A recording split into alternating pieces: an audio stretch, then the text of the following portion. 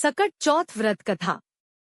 नमस्कार, आप सभी का एक बार फिर से स्वागत है राजे स्पिरिचुअल पाथ चैनल में।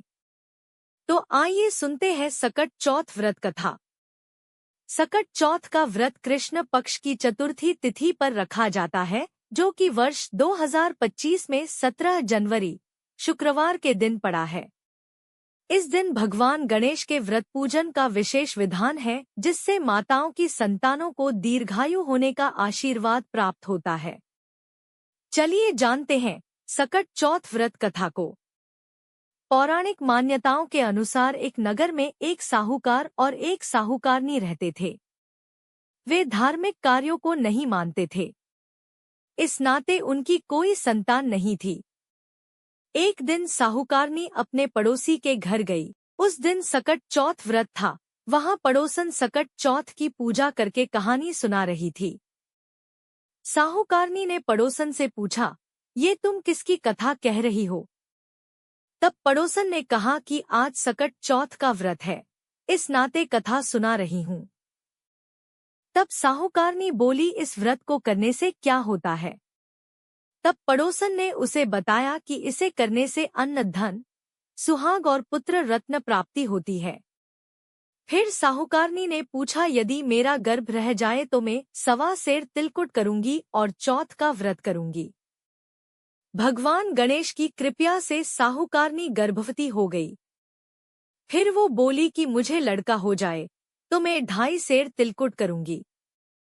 कुछ दिन बाद उसे लड़का ही हुआ। इसके बाद साहूकारनी बोली कि हे चौथ भगवान, मेरे बेटे का विवाह हो जाए तो 5.25 सेर का तिलकुट करूंगी।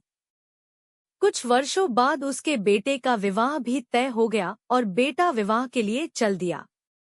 लेकिन उस साहूकारनी ने अब भी तिलकुट नहीं किया। साहूकारनी की इस लापरवाही से चौथ देव क्रोधित हो गए और उन्होंने उसके बेटे को फेरों से उठाकर पीपल के पेड़ पर बिठा दिया। सभी वर को खोजने लगे पर वो नहीं मिला। ऐसे में सारे लोग अपने अपने घर वापस चले गए। इधर जिस लड़की से साहूकारनी के बेटे का विवाह होने वाला था, वो अपनी सहेलियों के साथ गणगौर पूजने के लिए जंगल में डूब लेने चली गई। तभी उस लड़की को पीपल के पेड़ से आवाज आई, ओ मेरी अर्धब्याही। ये बात सुनकर जब लड़की घर आई तो उसके बाद से वो धीरे धीरे सूख कर कांटा होने लगी।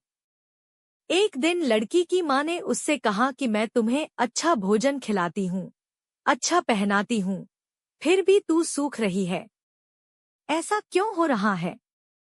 तब लड़की बोली कि वो जब भी दूब लेने जंगल जाती है तो पीपल के पेड़ से किसी आदमी की आवाज आती है जो बोलता है कि ओ मेरी अर्धब्याही। उस लड़के ने मेहंदी लगा रखी है और सेहरा भी बांध रखा है। तब उसकी माँ पीपल के पेड़ के पास गई और उसने देखा ये तो जमाई ही है। तब लड़की की माँ ने जमाई से कहा, यहाँ क्यों बैठे हैं? मेरी बेटी तो तुमने अर्धब्याही कर दी और अब क्या करोगे?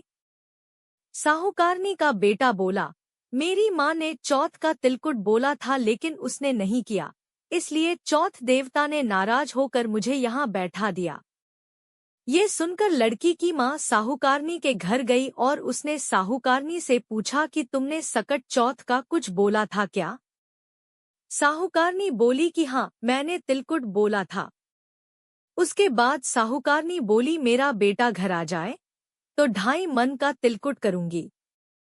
इससे श्री गणेश भगवान प्रसन्न हुए और उसके बेटे को फेरों में लाकर बैठा दिया।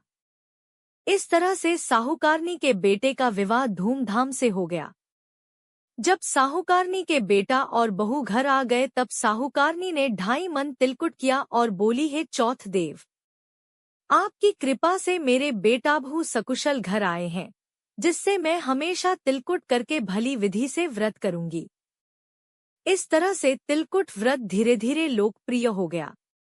हे सकट चौथ, जिस तरह आपने साहूकारनी को बेटे बहू से मिलवाया, खुशहाल रखा, उसी तरह हमें भी समृद्ध रखना और इस कथा को कहने और सुनने वालों पर अपनी कृपा करना। बोलो सकट चौथ की जय। श्री गणेश देव की जय। यदि आपको वीडियो पसंद आया है तो कमेंट बॉक्स में जय श्री कृष्ण लिखना ना भूलें। आप सभी का हार्दिक धन्यवाद। जय श्री कृष्ण। ऐसी और वीडियोस के लिए हमारे चैनल राजेश स्पिरिचुअल पाथ को सब्सक्राइब करें। धन्यवाद।